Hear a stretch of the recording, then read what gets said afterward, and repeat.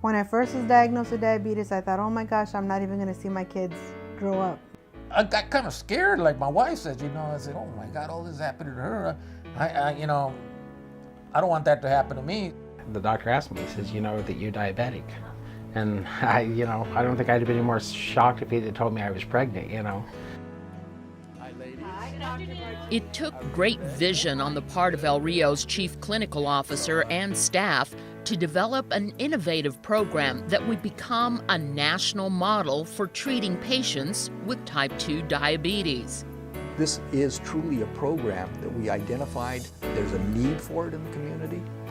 We said, let's do it, we're doing it, and we're doing it with a population, again, that really needs it.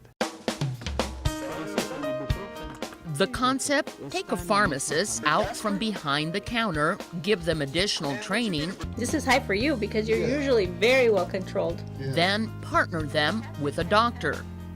The harsh reality is that often a doctor has limited time to spend with each patient. With the El Rio pharmacy-based diabetes program, a specially trained pharmacist works together with the doctor to provide care. Clinical pharmacists are truly pharmacists that do residency programs, who are taught how to do physicals, who are taught how to examine patients. These are individuals who can prescribe medications, unlike regular pharmacists, and who work within our system working from protocols in order to be able to deliver direct services. Stay away from fried foods, right? Now, it's rare that Dr. Renteria from the El Rio Pascua Clinic can get out and spend time just talking with the people he treats.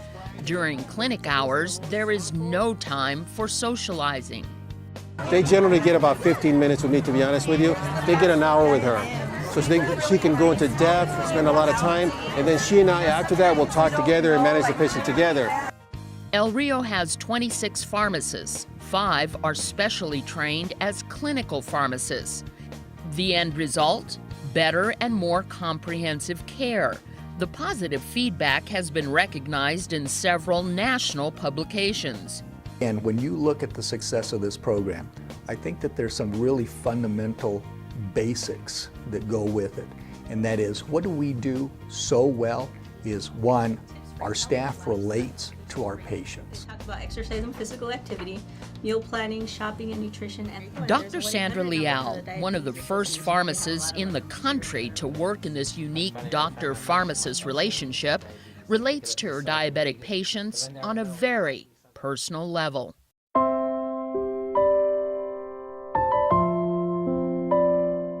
I feel very sad that my father developed diabetes, and he was very well controlled when he died. But I think it was just a little bit too late. Like, I wish I would have had the opportunity to intervene much, much sooner. She couldn't save her own father, but Dr. Leal takes great comfort knowing that the pharmacy-based diabetes program pioneered by El Rio is saving lives. Oh boy, without El Rio, I don't know what I would have done. I really don't. I mean, it's kind of a scary thought in one way, Kevin is a retired railroad worker and the sole caregiver for his 85-year-old mother. They are both on fixed incomes.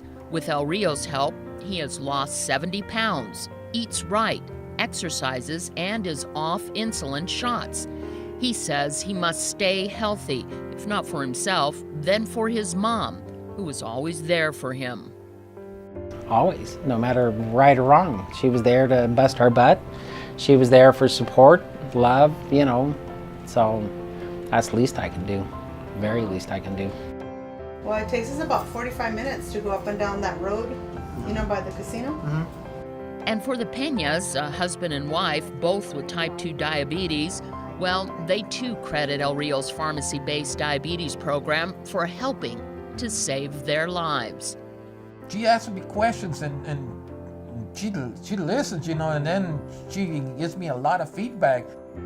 If you can save someone else's father, isn't that kind of a neat thing? It is, and just the simple interventions you make. When you see that you make an intervention and a person has a better quality of life. When I see somebody who's better controlled and I ask them, did you sleep better? oh my gosh, I slept so much better. Even just that little simple change in their life is so much better. So they can function, they can play with their grandkids, they're not as tired, they're not as grouchy or fatigued. So I think that's just the immediate acute things that we address. Long term, when I see somebody who comes in with an amputation or they're on dialysis already, we know we could have prevented that. At a minimum, we could have delayed it. Who would imagine that an underserved, an uninsured population is receiving some of the best care there is in the nation, okay? And it's because, honestly, our donors, people step forward, they hear about this, we're able, fortunately, to show them the great outcomes and the articles that have been written to support this, and they know that it's the right thing, okay? It's that type of strength and passion then that comes from every donation to be able to help move things forward. Oh yeah. And for their part, the patients we talk with will honor that financial support by working hard to stay healthy. Looked him right in the face and I told him, I said, if it's possible to beat this, I said, I'll smash it. I said, I will beat it. I said, never give up. There's always going to be an open door up there, and the main thing, never fear. I thought either I couldn't be diabetic or I just wanted to die. And I just thought, well, wait a minute. I can have a good life if I take care of myself. And I think that's what people really need to realize. It's not a death sentence. Keep on walking, even when you stumble. Keep on walking, even when you fall. Keep on walking, even when you're nervous. Keep on walking, even when you stall.